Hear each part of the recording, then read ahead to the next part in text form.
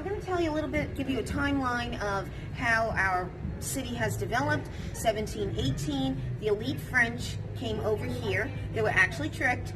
They thought that they were going to continue living the same lifestyle that they were living, so they come over with their chefs, their servants, their gowns, their petticoats, and they come over here and see nothing but the mud and Choctaw Indians. The Indians were really friendly, so they helped them set the city up in square blocks.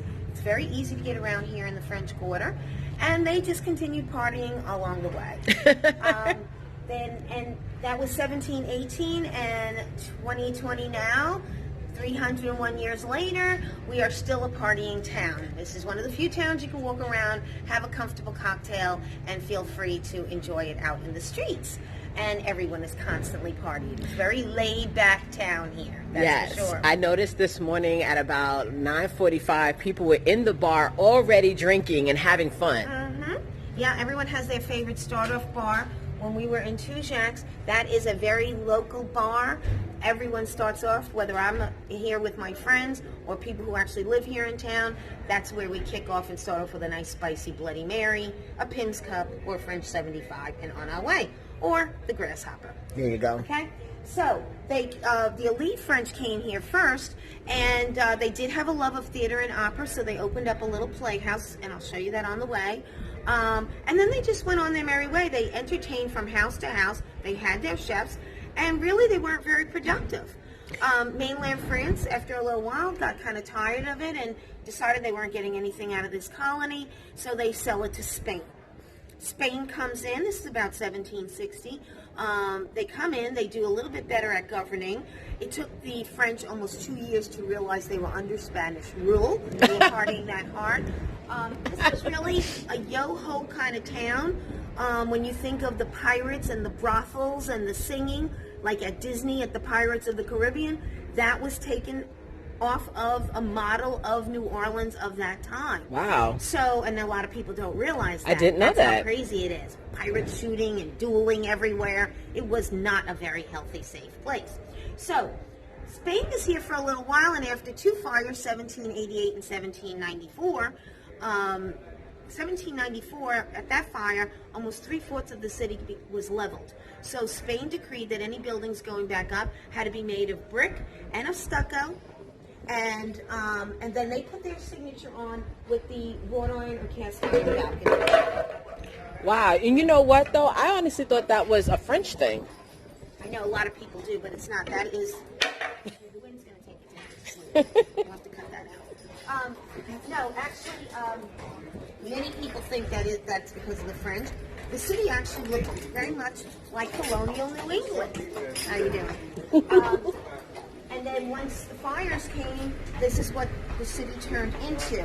The wrought iron or cast iron, it was measured here, made in Baltimore, and then shipped back down. So we had a lot of commerce going back and forth suddenly from the colonies to here. If you notice, this balcony here is skinnier with no post coming down to the street. That we call a gallier balcony. Okay. The balcony here, which is almost twice as wide, with the post holding it on the sidewalk, that is a balcony. So that's the two differences when you're looking at architecture here in town. So now Spain decides by almost 1800 that they weren't getting anything from across the pond either, so they sell it as the Louisiana Purchase. Now the slaves come into the quarter. Okay. They were brought over here to show us how to grow rice. They came from Algeria. They were brought over here across the river on Algiers Landing, named after Algeria. Oh, okay. They were brought here into the French Quarter, and they went from here all the way through the south. Here in New Orleans, we did have a code to protect our slaves called the Code Noir. The slaves were able to have off Saturday evening and all day Sunday. They did not have to work. They could be with their families, or many savvy businessmen and women elected to work, make money, and they purchased their freedom back. These were called men of free color and women of free color.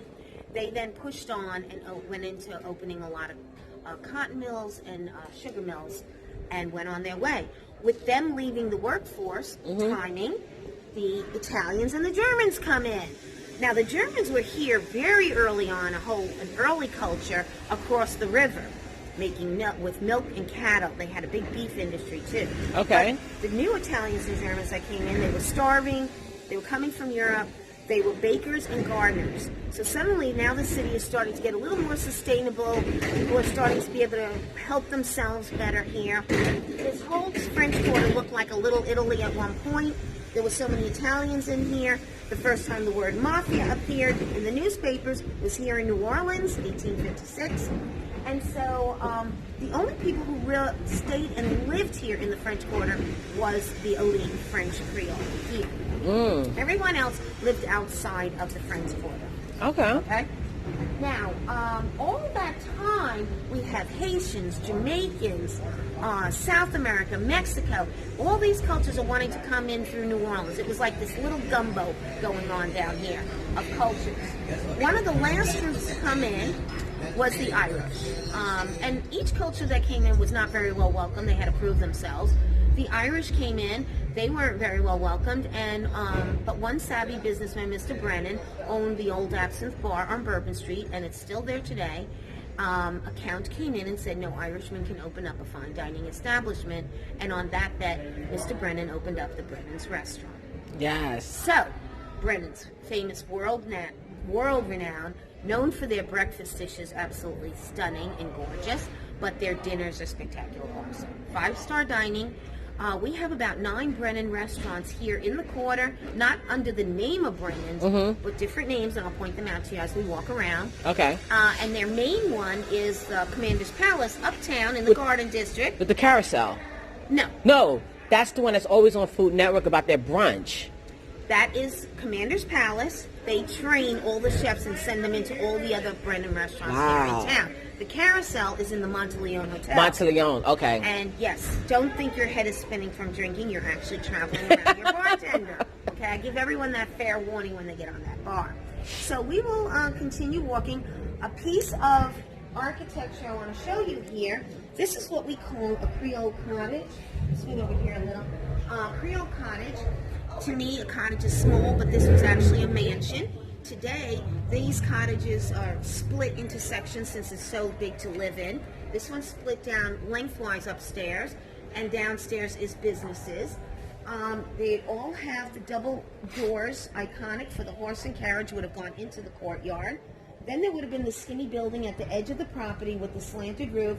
That is slave quarters. The roof was slanted with barrels in the courtyard to collect rainwater. There was no plumbing here in town till about the 1858. So all the garbage and refuse went into the streets. New Orleans, again, was not a very pretty place till plumbing came in. They would throw the garbage in the streets or in the river. Wow. So, where the shutter doors are, there's 2 more sets of windows along there. That would have been shutter doors also with a hallway in between. Okay. And so each room was an individual room for the slave quarters. Underneath there is underneath the balcony would be an open hearth kitchen, and that's where they did all the cooking outside. The women of the house and the slave women both worked in the kitchens outside. They did not put the kitchen inside the house because the number one killer was women's skirts catching on fire. So if the kitchen went on fire, at least the main mansion was spared, okay? So that's where we went with. Now, I said that they boiled the water to make teas for the women and children. The men drank mead, a honey beer, or brandy all day long. So again, this was quite the yo-ho town to the end of the day, okay? And that's